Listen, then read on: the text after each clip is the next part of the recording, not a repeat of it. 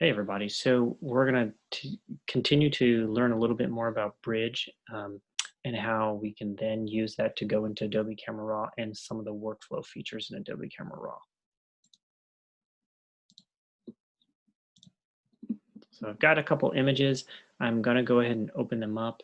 I'm going to use this time I'm going to actually go up to File, get it to open in Adobe Camera Raw, which is going to open it through Bridge as opposed to through Photoshop. Not a big difference, but helpful. So I've got this one image. And let's talk about actual workflow. Where should you start when you want to edit an image? Okay, so the best thing to do is start on the right from the top.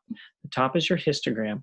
There's a couple things I'd like you to notice about the histogram and what it does um, in ACR. So these little indicators up here are great because they actually turn on a clipping warning for you when you click on them and they're highlighted in white. So for example, if I decided to increase my exposure and I increase it and increase it, you're going to see as I start to get it, obviously the image looks bad here, but one of the things you start to see is you start to see this red.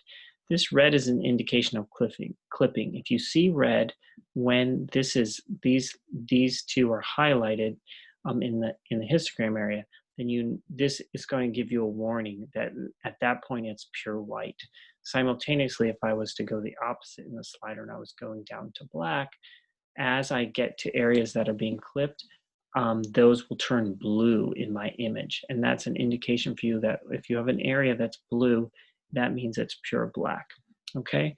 And so I can turn that off, of course, if I want, but I think it's always nice to turn those on. So if I reset my exposure here, I can do it manually, but if I have a whole bunch of changes I've made and decide, you know what, I'm ready to start over, one thing that you can do is you can come here and you can go to reset camera raw defaults.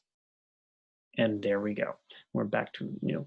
So another thing you could do in the histogram up here is there are different sections: blacks, shadows, exposure, and highlights, and whites.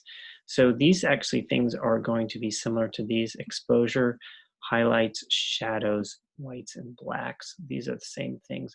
But this kind of cordons off different parts of your histogram and allows you to just make changes to those areas. So if I wanted to say, brighten up my shadows, I could go to this part, click, hold, and move to the right, and you'll see that everything, especially the shadows behind the figures, the subjects here, is brightening up. If I go in the other direction, it's darkening. Also notice at the same time that the shadow slider is what's actually moving right there. So if you'd like to look at some of these sliders from the perspective of what they're actually affecting in the histogram, this is a nice what you see is what you get scenario. So if you want to adjust the highlights, you can do that, and you notice the highlight slider is moving now as I'm doing this, but I'm not actually touching the slider down here. I'm actually working from up here, but you can work in either way. Okay, so the first thing that's usually helpful for us to do is we're going to be working on this Basics tab, which is the first tab in these line of different tool palettes. And first thing to do is look at your, there are some profiles up here if you're interested in different kind of standard color treatments. So if you wanted to go to a landscape mode, it would give you a different preset. Now notice there's some adjustments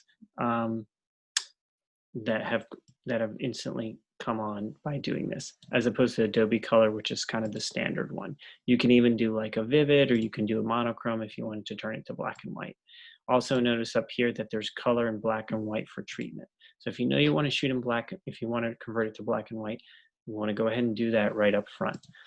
Right now, we're not going to go that direction. We're going to go black and white. The next thing is the white balance. So it's going to default to as shot, whatever the white balance setting was in your camera, it's going to carry over here. But if you wanted to do a different preset, say like tungsten or fluorescent or cloudy day, then you could do that, for example, and that's going to adjust things based on those presets. Now this obviously looks very, very orange and yellow and warm. So you can always go back to as shot if you're not satisfied. And if you want to directly adjust the sliders, you can do that. So here we have the color temperature. It gives you a color indication. If you pull it more this way, it's going to make things cooler. If you pull it this way, it's going to make things warmer. Likewise, the tint, if you're going to pull it towards the magenta and the plus, it's going to make things pinker effectively. And if you pull it to the left, it's going to make things greener, right? So if we felt like this was a little too green of an area, then we could pull it that way. I'm just going to go back to as shot, but remember the goal of white balance is to remove color casts. Now, the rest of the basic tab, exposure is great. There is an auto and default here. If you want to hit auto, it will adjust things based on its understanding of things. Now you see it adjusted all these sliders here. So if you like the way that looks, well, that's something you could start with. The default, again, will take you back to 0. So that's a nice other way. And you can always go back this way and do reset camera raw defaults if you're not happy with that. Any of it, it'll reset all of it. So I'm gonna look at this image. I'm thinking it's maybe a hint green. So I'm gonna move it this way to just make it a little bit more magenta. I might warm it up a teeny bit, but not too much because I really like the skin tones here. You can, when you're selected on a slider, and if you have the numbers highlighted in blue, you can go use the up and down arrow to increase bit by bit. Sometimes that's a nice way to do it rather than click and slide. I think I will just increase this just a tad, maybe add a, I have some nice built-in contrast, so I really don't need too much contrast. I probably will take away a little bit of highlights. I feel like that looks a little bit better, and maybe pull in my shadows, but I don't want to lose too much of this kind of nice like highlight of my subjects. So you can play around, and you can see as I adjust these whites here, you can see and that's my clipping warning, which is nice because I don't really want to go that far that I'm actually clipping, but maybe just a little bit in highlights on things that would make sense. And then blacks is probably something you're not going to mess with too much, but you can see what happens there. If you slide that around a lot, it can be a relatively dramatic effect. Yeah, so maybe a little bit opening in the shadows more. Clarity is an interesting tool. It's kind of like a type of contrast. It's different from this contrast though. You see how this contrast, it's really going to brighten brights and darken darks. The clarity is going to be different. It kind of is, it's still increasing contrast.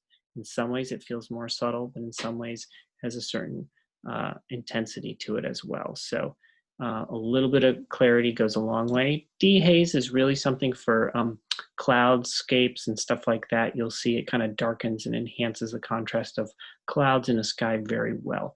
Vibrance and saturation are both about how colorful the image is.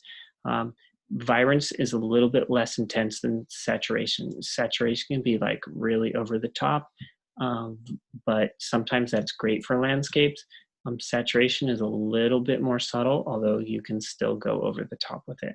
So those are kind of all our basic adjustments. Now this image doesn't need a ton of adjustments on its own.